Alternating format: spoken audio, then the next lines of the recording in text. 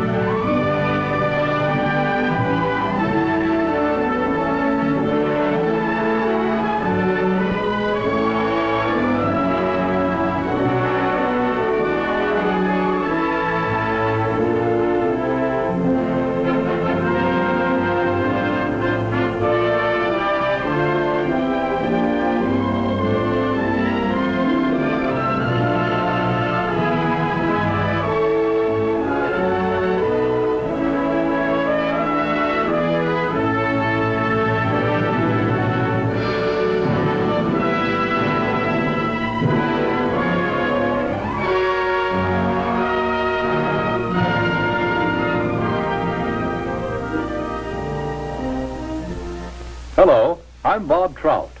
I've got a story here that I think is big, really big, because it's bound to have a terrific impact on business. I'm talking about a new market, a big new market, millions upon millions of new prospects with $15 billion to spend. That's right, I said $15 billion. That's a lot of money, isn't it? The surprising thing is that it's a fresh market, still full of opportunities. It grew up so fast, got so big in a hurry, that few of us realize its scope. Now, these days, nobody's likely to pass up chances to sell. And yet right here in our own front yard, there's a neglected market. There's money waiting to be spent. To get the story of this market, to be able to tell you the secret of selling the Negro, we did a lot of digging. We talked to leading businessmen, to customers, and to salesmen. We went to Washington, D.C. We set up cameras and other key points around the nation. And out of this all, there emerged a story, the story of a new market.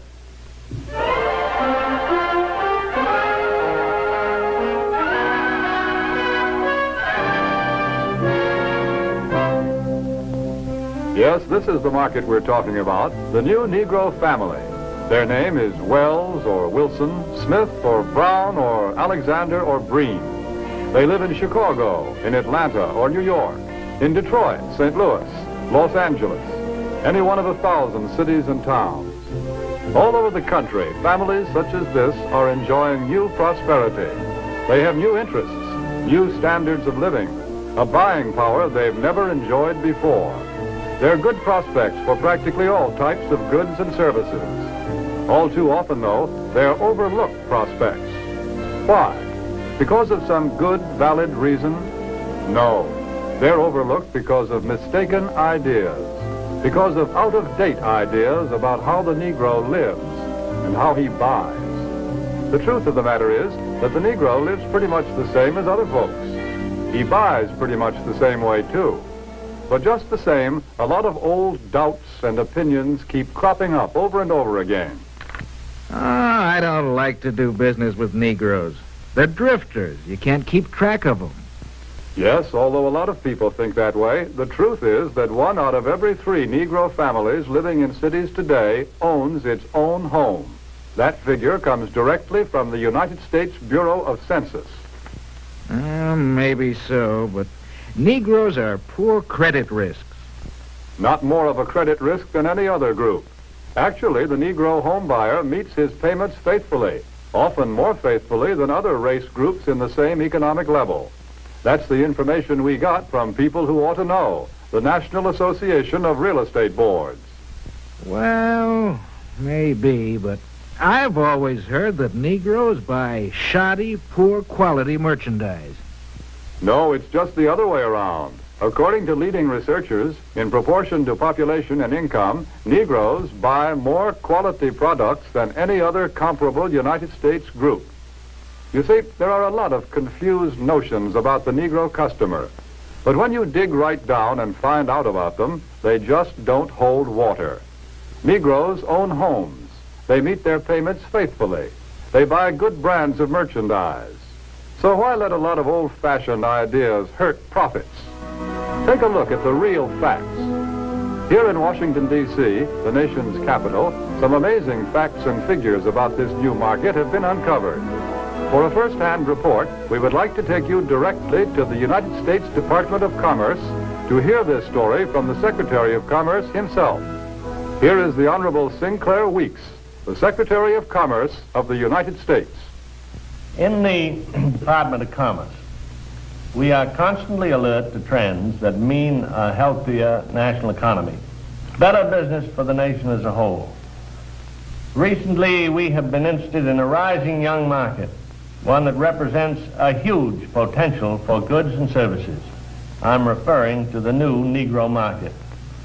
The tremendous buying power of this group is backed, of course, by an increased earning power. The average Negro family's income is at a record high. In fact, since 1939, it has increased more than the average income of all other Americans. Just take a look at a few figures. An official Department of Commerce report shows that at least 1/3 of the Negroes living in cities earn from $2,000 to $5,000 a year. Today, the average Negro wage earner brings home a paycheck 4 times larger than the one he collected in 1939. As a whole, the Negro market has a total income of about $15 billion every year. And after taxes, Negro families still have many billions of dollars to spend. Here is a buying power that cannot help but have a tremendous effect on our national economy and on business prosperity in general. When these dollars are spent for a wide range of goods, services, and employment, business everywhere is bound to feel the impact. This new buying power has resulted in a class Negro market, a profitable, above-average income group of consumers. For example, the nation's largest newspaper and magazine research organization, Daniel Starch and Staff, reports these significant figures. More than 51% of the readers of Ebony magazine have a record player in their homes. Almost 64% own a television set. And almost 78% enjoy the convenience of an electric refrigerator. It is also a fact, and this is from the magazine The Food Field Reporter, that Negroes spend almost $3 billion a year for food alone. Per capita, they buy more cosmetics, drugs, and toiletries than anyone else in the country. And their children are better educated, too, because since 1930, enrollment in Negro colleges is up 2,500%. But really, to recognize the importance of this class Negro market, we must realize that something has been happening economically in our country. People are on the move. The population is shifting. The makeup of metropolitan populations today is different than it was just a few short years ago. To give you a better idea of what we mean, we set up several cameras, candid cameras, in a number of shopping locations. Take a look at these shoppers.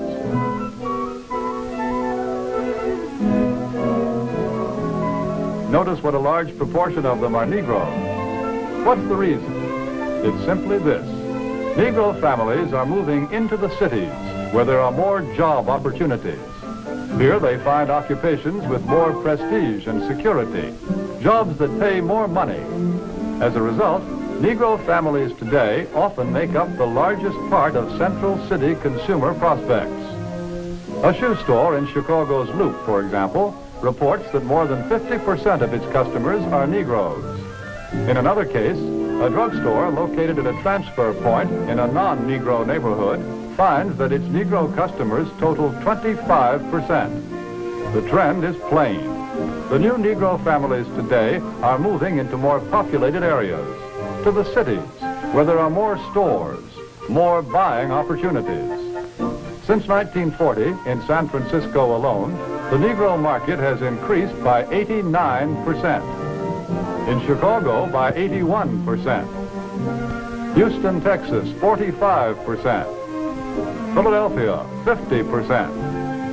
The impact of this new buying force is so tremendous that actually in 14 major United States markets, a product cannot be number one without Negro support. A product must have the backing of this big new buying power to be a leader in the field. What do you have to sell? Chewing gum or cars? Toothpaste or transportation? Whatever it is, here are millions of prospects, and these prospects are everywhere. Negro customers can no longer be pigeonholed. They cannot be classified as prospects who trade only in certain stores, certain neighborhoods. Today, Negroes shop downtown. They shop in supermarkets. They shop in small neighborhood stores. They'll buy from anyone who wants to sell to them. But we all know that before you can sell to customers, you've got to get to know them. You must understand something about them. What do the Negro customers buy? Why do they buy? How do you sell to them? Let's find out. Let's hear the opinion of men who have spent a lifetime studying the buying habits of customers the world over. Here is what sales psychologists have to say about selling to the Negro. The secret of selling to the Negro is expressed in one word. That word is recognition. Now, there's nothing unusual about that. People want to be recognized. They need recognition. That's basic in all of us. But perhaps because he's had so little of it, the Negro needs even more. He needs to feel important and appreciated. This need is a very real and important one. It shows up even in many of the Negro's shopping habits. Anyone who sells or wants to sell to the Negro customer should know about some of these habits. 3 habits in particular play a big part in every sales transaction. To begin with, most Negroes buy by brand. They ask for products by name. They're quick to turn down off-brands. Do you wonder why? Well, listen to what this customer is thinking. That last hat I bought just didn't hold up at all. You see, for a long time, the Negro has been sold a lot of shoddy, second-class merchandise. So now he asks for name brands in order to make sure he gets his money's worth. Buying by brand, that's the first important Negro buying habit. Now for the second. The Negro buys good quality merchandise. Symbols of quality and prestige are very important to the Negro customer. This woman, for example, is buying fine crystalware. But she is also buying the admiration and approval of her friends and relatives. Listen to her thoughts. My, isn't it beautiful? I can hardly wait to show it to Sally and Joan. It's a well-known fact that many Negro customers are influenced by the opinions of others. What their friends may think of a certain item often decides whether or not the sale is made. So remember, the Negro buys quality merchandise. That's the second important point. And here's the third thing to remember when selling to a Negro customer. When he specifically asks for one thing, don't try to sell him something else. Don't try to switch him at the point of sale. If you do, he'll probably react something like this. Doesn't he think I've got the money to pay for it? There's a reason for this reaction. Again, because he's had experience with cheap merchandise, the Negro resents being offered a substitute. He wants to be sold on quality, not price. The Negro buys by brand, he buys quality, and he doesn't like to be switched at point of sale. These are the keys to selling the Negro customer. Another point. The Negro family does things together, as a group. The family works as a unit. It lives as a unit, and it buys as a unit. When you sell to one member, you many times sell to all. It's also true that many places of entertainment are still closed to the Negro. So he spends more of his money for the things that are available to him, often for items that are considered luxuries. Another trait of the Negro market is the fact that it is a pre-sold market. We know that the Negro buys by brand, and he buys the brands that he knows something about. Where does the Negro buyer get this information? We know that Negro customers are turning more and more to the publications that are tailored specifically to their needs, that give them the news and the information that they want to read about. Many leading businessmen and companies already know this. That's why so many of them are taking this direct, sure route of reaching the Negro customer. The vice president of advertising of the Gruen Watch Company, for example, says this. In many important cities throughout the United States, Negroes are important customers of the credit jeweler. Therefore, it seemed that Ebony magazine would be a very important advertising medium for us. We would say it was very well received, and from our viewpoint, a very successful campaign. From the Remington Rand Company comes this statement. Our records show that advertising in Ebony has been effective in many ways. As all good advertising should, it has built a terrific amount of goodwill and has brought a volume of sales and sales inquiries. A representative of the Alaga Syrup Company makes this statement. Because of Alaga's regard for the influence of Ebony in the Negro market, advertising space was doubled. Alaga's long experience in selling to Negroes now takes the most direct route to its best customers, reaching Ebony's 2.5 million audience in every issue. And here are the statements of still other business leaders. Yes, many business leaders are discovering the most direct and most efficient way of reaching the new Negro market.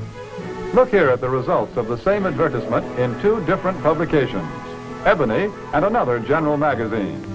You can see that proportionately, more men and women read the ad in Ebony than the one in the other magazine. And they did a better job of remembering it, too. A greater percentage of readers noted, associated, and remembered the ad in Ebony. But now, wait a minute. If the Negro market is so big and easy to reach, why aren't more companies going out after it? Well, often because of the feeling that there's something entirely different, unusual about selling to the Negro. But is it really so different? What do salesmen say? The successful salesmen who do a good job of selling in Negro communities. How do you go about getting the order? How do I get the order? Well, to tell you the truth, I don't do anything. Anything different, that is. I've been calling on these accounts long enough to know that the Negro just wants to be treated like everybody else. No matter who you're calling on, a little friendliness and courtesy help a lot. But naturally, anybody resents being patronized or talked down to. So I usually call a man Mr. Brown, Mr. Smith, or Mr. whatever his name is, until he tells me to call him by his first name. And of course, I always stick to business. I stay away from talk about race or religion or politics. That goes for talk about Negro celebrities, too. You know, this business about what good prize fighters and singers the Negroes are. Who cares? When a guy's in business, no matter what color his skin is, he's interested in making a living, in making money. That's uppermost in his mind. I guess maybe what I'm saying is that I try to help any way I can, sometimes with displays or ad materials, or an idea once in a while. The important thing is that if it helps push sales for the dealer, it helps push them for me, too. Handle the Negro account just like any of your others. Don't patronize. Stick to business. Get interested in the account. Pitch in and help any way you can. Sounds like pretty good sales advice. That's the secret of selling the Negro. Well, how about it? What do you think of this new market? It can open new outlets for you and for everybody who sells goods or services. It's still possible to get in on the ground floor when this market is just beginning to grow and to expand. The facts and the figures that we see here are just a small sample of what they promise to be next year and the years after that. Yes, here are men and women with money to spend, and they spend it for exactly the same things as you and I and everyone else. They buy almost every type of product and service that you have to offer, and they can be reached like everyone else. through publications that appeal to their interests and desires, that deliver the kind of loyal readership that can be proved both in surveys and in down-to-earth sales. Here is a ready-made market waiting to be asked to buy.